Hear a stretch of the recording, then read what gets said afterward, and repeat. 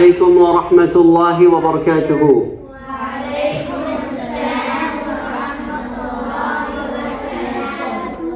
Last time we spoke about a very big word, and we spoke about it the week before. The word was hypocrite. And this person is the one who lies all the time. This is the person that you cannot trust. This is the person that probably may be a disbeliever from inside, but coming out as a believer. He's a liar, basically. And this is the worst of the worst lying. Just the opposite of that is the person who is trustworthy. The person that you can trust. The person who always speaks the truth. This is the kind of a person Allah subhanahu wa ta'ala wants us to be: trustworthy, truthful. Prophet sallallahu alaihi wasallam, as we learn, even before he called people towards Islam, before the Jibreel alayhi salam came and met with him in the cave Hira, even before those times, people would call him as-Sadiq and al-Amin. And al-Sadiq is the truthful, al-Amin is the trustworthy. Even afterwards, his enemies still trusted him because they knew he's speaking the truth. One day, Prophet ﷺ called upon all of the Quraysh, and they gathered by a mountain by the name of Jabal Abi Qubais. When they gathered by that mountain, everybody was like, "Why did you call us?" And he said, "Oh people, if I tell you that there's an army right behind this mountain, would you believe in me?" They said, "Of course, we have always found you truthful." So he said, "Then when I am saying you worship no God but Allah, why do you not believe in me?" And they were ashamed. But they had to hide their shameness, so they started calling him names like his own uncle. So Allah subhanahu wa ta'ala made Prophet sallallahu alayhi wa sallam an example for all of us. And gave us this concept of al-amana. Giving something to you that you have to take care of. For example, Islam teaches us that on the day of judgment, you will be asked about the things that you have been given the amana of. What are some of the things that we have been given amana of? Look at our body. You know, we have nose, we have ears, we have eyes, we have mouth, we have hands, we have feet. The rest of the body, we have to take care of it. This is the amana. Allah subhanahu wa ta'ala has given to us something to take care of. For example, what are some of the things that you should take care of in terms of eyes? You should not see anything bad with it. Ears, you should not listen to anything bad with it. Mouth, you shouldn't say anything bad with it.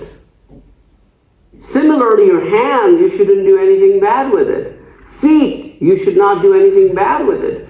Hurting somebody, hitting somebody, saying stuff to somebody that is hurtful, listening to wrong stuff like music, bad words. All of these things are Allah subhanahu wa ta'ala give you the body and trusted you with it. Look at the people who can't even speak, the mutes, or the people who can't see blind, the people who can't hear deaf. And now, alhamdulillah, Allah has given you all these blessings. So what you should do, be thankful and use them properly, because Allah has trusted you with those things.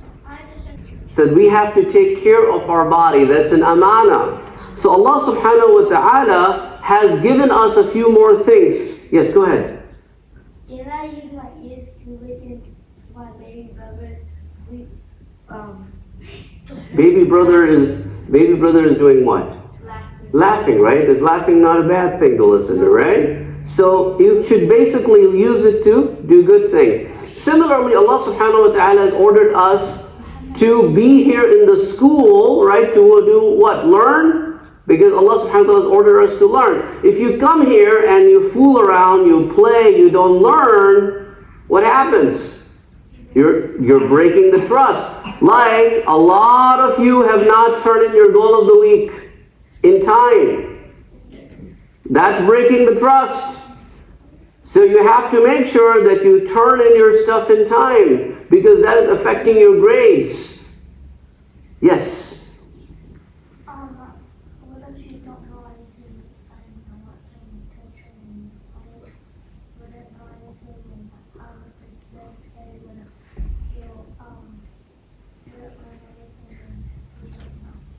that you probably, when you were playing for all these weeks and you didn't do your job that you were supposed to do, you broke the trust of the parents, the teachers.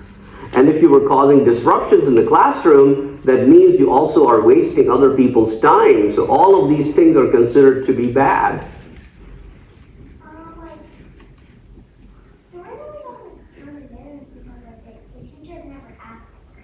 But it is your responsibility to turn it in, even if they forget to ask you. Because it's your work, you did it, so why is it sitting in your backpack? It should be turned in. If they forget, you remember, so you turn it in. That's it. So because it's a teamwork, classroom is a teamwork. The teacher is part of that big team to deliver the knowledge. You are on the receiving end, but at the same time you share ideas. So we all learn from each other. So that's why it's very important. That's why when you are praying, for example, the salah, Allah subhanahu wa ta'ala wants you to pray salah a certain way. If you don't do the wudu, if you don't pray properly, you're breaking the rules of trust. So each and everything that you do is a trust. If you start fasting in the morning, you got to trust that I should not break my fast. Even if nobody is seeing. Because Allah subhanahu wa ta'ala is all seeing, all knowing. Yes, Akif. Why do we need to trust? Why do we trust? And I don't trust either. He wants me to copy him. He's little. He's what, like 2 years old? Yes, 2 years old. He doesn't know. He doesn't even know what trust is. Yeah. I'm teaching him trust and stuff like that. And he's like saying a lot of shit. And he's going away. And I don't know what to do. I just say what and looking at him. And looking at my baby brother. And I would say nothing.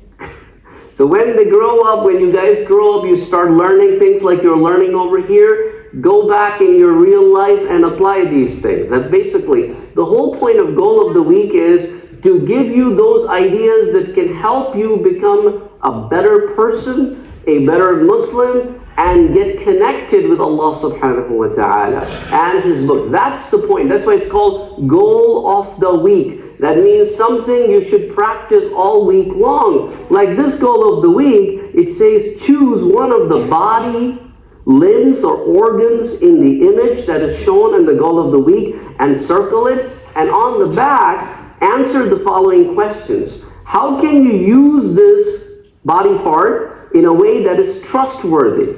That you're not breaking trust. And how would someone use this body part in an untrustworthy way? So for example, I gave you an example. For example, the ears or your mouth could be used to speak good things or bad things. You are making a choice. When you are making a choice, that's what you will be held accountable for. That you will be asked questions about. Because it is our choice. Somebody told us this is right and this is wrong. If we made wrong choices, then for example, if you chose not to do homework, if you chose not to do what your mom and dad said, then you said, oh, I'm in trouble. That's what it is. You got to save yourself from getting into trouble. That's it. That's the bottom line. So for that, you got to live a good life of trust, and then you'll not be in trouble. But what if you don't care? You should care, because Allah subhanahu wa ta'ala didn't send us over here to just play and goof. Right? There's a big purpose. For example, what does your dad do?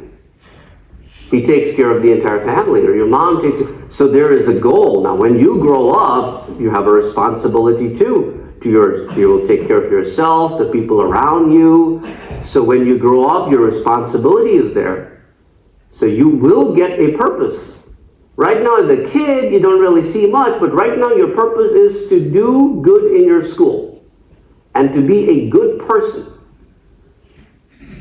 That's it. And then when you grow up as a good person, you're on the right path. You're following what Allah subhanahu wa ta'ala wants you to do. Step by step. Okay? Okay guys. Off your classes now.